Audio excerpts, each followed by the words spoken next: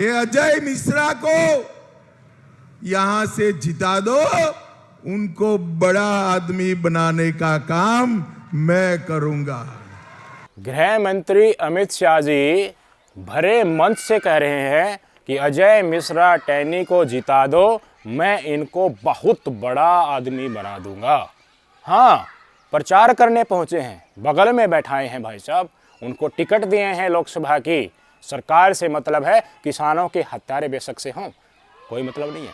महिला पहलवानों के बलात्कारी बेशक से हों, कोई मतलब नहीं है। प्रज्वल रेवन्ना बेशक से मास रेप करके भाग जाए विदेश में, कोई मतलब नहीं है। महाभ्रष्टाचारी वॉशिंग मशीन में धुलकर अपने पास आ जाए, इनकी सरकार में सहयोग बना दे, कोई मतलब ही है कितना भ्रष्टाचारी हो। पानी पी पी कर कोसते रहे कि इन्होंने इतने लाख करोड़ हजारों करोड़ का भ्रष्टाचार किया है। Sharada scam, Sharada chit fund, और असम के मुख्यमंत्री जो हैं मौजूदा, बंगाल के भारतीय जनता पार्टी के मुखिया हैं, इनको सब के ऊपर भारतीय जनता पार्टी आरोप लगाती थी। और जब ये बीजेपी में आ गए तो कोई दिक्कत नहीं है। मैं चाहता हूँ गृह मंत्री अमित शाह जी का स्टेटमेंट सुन लीजिए कि देखिए अजय मिश्रा टैनी को आप जिता दो। कई लोग तो ये कहते हैं कि सांसद बनने के बाद हमारे सांसद को मंत्री बना देना, लेकिन हम तो पहले ही मंत्री बना कर रखे हैं, इनको आप जिताओ और जिताने के बाद हम इनको बहुत बड़ा बनाएंगे। स्टेटमेंट उनका। भाइयों बहनों, मैं देश भर में जाता हूं, लगभग 250 सीटों पर ये 6 माह में गया। हर एक जगह कहते हैं कि हमारे सांसद को मंत्री बना देना भैया, हर जगह कहते हैं। मगर खीरी वालों, आपको तो हमने बनाया मंत्री देने का काम किया है। ये अजय मिश्रा को यहां से जिता दो, उनको बड़ा आदमी बनाने का काम मैं करूंगा। कितना बड़ा बनाएंगे गृह मंत्री अमित शाह जी? कितना बड़ा बनाएंगे? आपका गृह विभाग, राज्य गृह विभाग तो इनको ऑलरेडी दे रखा है ना। किसानों ने प्रदर्शन कर करके थक गए हैं। यहीं गृह राज्य मंत्री अजय मिश्रा टैनी उंगली करके किसानों की तरफ गंदे और अश्लील इशारे करता था, और इसके बेटे ने थार गाड़ी से कथित रूप से बताया जा रहा है किसानों को कुचला था। भारी संख्या में किसानों की शहादत हुई थी, आंदोलन चल रहा था, और उसी समय पर यही भाजपाई किसानों को मवाली, आतंकवादी, गद्दार, खालिस्तानी, विदेशों से फंडिंग पाकर आंदोलन करने वाले कहते थे। इससे बड़ा क्या बनाओगे गृह मंत्री अमित शाह जी अपने स्टेट सहयोगी को? अब की बार इनके बेटे को बुलडोज़र दोगे, उस बुलडोज़र से जो किसान प्रदर्शन आजकल कर रहे हैं उनको कुचलवाओगे, या बेरोजगारों के ऊपर टैंक चढ़वाओगे? क्या बड़ा का मतलब क्या होता है, ये देश की जनता जानना चाहती है। ऐसे 10-15 लोग यहाँ पर शोर मचाते तो यहाँ पूरे देश में फैल जाना चाहिए था आंदोलन। अगर कृषि कानून खराब होता क्यों नहीं फैला? 10-11 महीने हो गए। मैं ऐसे लोगों को कहना चाहता हूँ कि सुधर जाओ, नहीं तो सामना करो आके, हम आपको सुधार देंगे। 2 मिनट लगेगा केवल। अजय मिश्रा टैनी को तो आप ठीक है बड़ा बना देंगे, और बाहुबली तथाकथित रूप से जो आपकी पार्टी में विद्यमान हैं, उनकी टिकट काटने की मांग एक तरीके से किसान वर्ग, महिला पहलवान वर्ग कर रहे थे। ब्रजभूषण शरण सिंह जी के बेटे को आपने जो टिकट दे दिया है, अगर वो जीत कर आते हैं तो और कितना बड़ा उसके बाद आप ब्रजभूषण शरण सिंह को बनाने वाले हैं। अब तक तो आरोप उनके ऊपर महिला पहलवानों के यौन शोषण का था, उनको खुली छूट देकर अब की बार ये कहर पुरुष पहलवानों के ऊपर भी तुड़वाने वाले हो क्या? आपको स्पष्ट करना चाहिए कितना बड़ा आप किसानों के हत्यारों को, महिला पहलवानों के रेपिस्ट को बनाने वाले हैं अपनी पार्टी में सह दे करके। प्रज्वल रेवन्ना कर्नाटक के चुनाव जैसे ही हुए, फ्लाइट पकड़कर, और जो ऑफिशियल सांसदों का पासपोर्ट होता है उससे भाग जाता है जर्मनी में, वहाँ मछली पकड़ रहा है, और आप यहाँ देश की जनता को बेवकूफ़ बना रहे हैं। उसके बाद क्या करेंगे? जितने भी रेपिस्ट और भ्रष्टाचार और बड़े बड़े कांड करने वाले लोग हैं, कुछ तो ऑलरेडी भाग गए हैं यहाँ से, औरों को भी भगाओगे? बड़ा एक शेफ हेवियन बना कर दोगे? अच्छे अच्छे 5 स्टार होटल, फ्लैट, आलीशान बंगले बनाकर विदेश में दे दो हत्यारों को, बलात्कारियों को?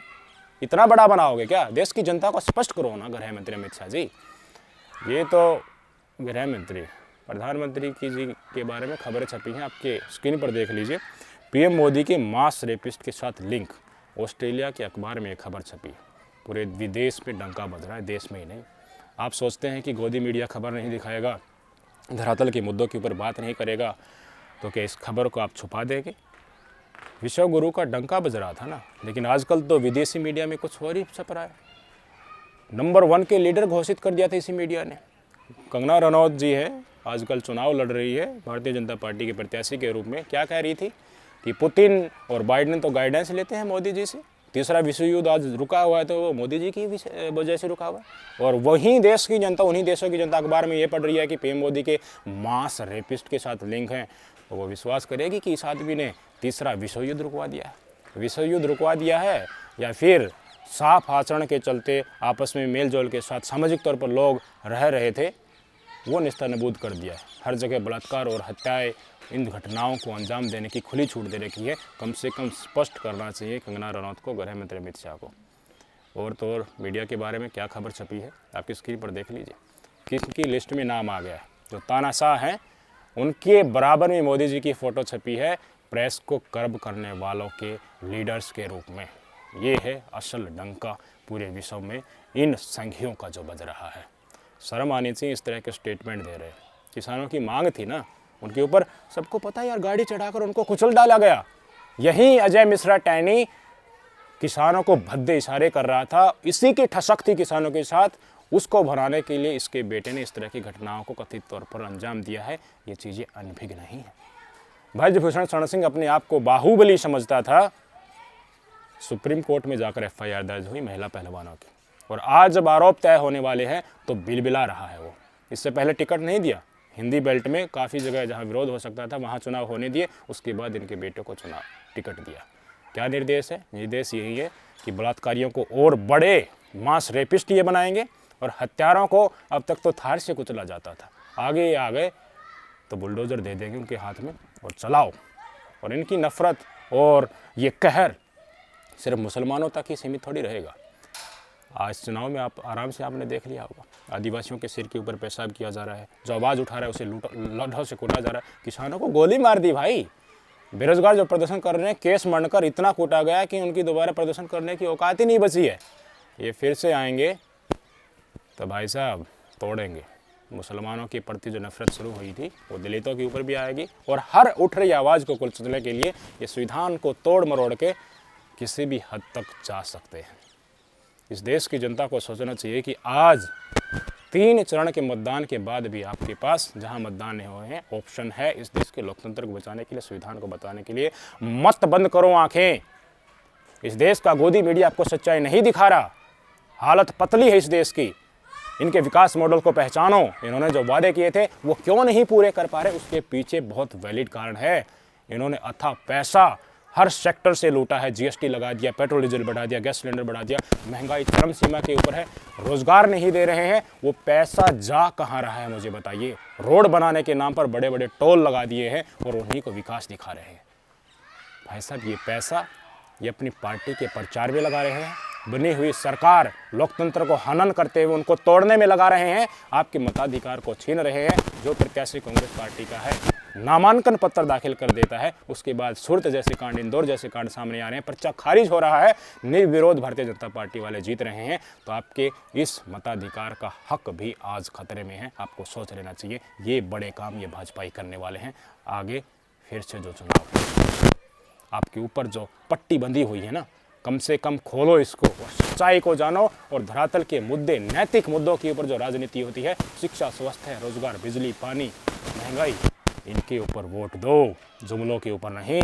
बार बार नरेंद्र मोदी जी कह रहे हैं कि कांग्रेस आ गई तो मंगलसूत्र छीन लेगी, कांग्रेस आ गई तो मुसलमानों में सब बांट देगी, कांग्रेस आ गई तो क्रिकेट टीम में मुसलमानों को प्राथमिकता देगी, एक भैंस छीन लेगी, 2 हैं तो जमीन का बंटवारा कर लेगी। आज तो अडानी को भी लपेट दिया। समझ लीजिए ये किसी के सगे नहीं है। आप जनता के सगे क्या होंगे, दलितों के सगे क्या होंगे, हिंदुओं के सगे क्या होंगे।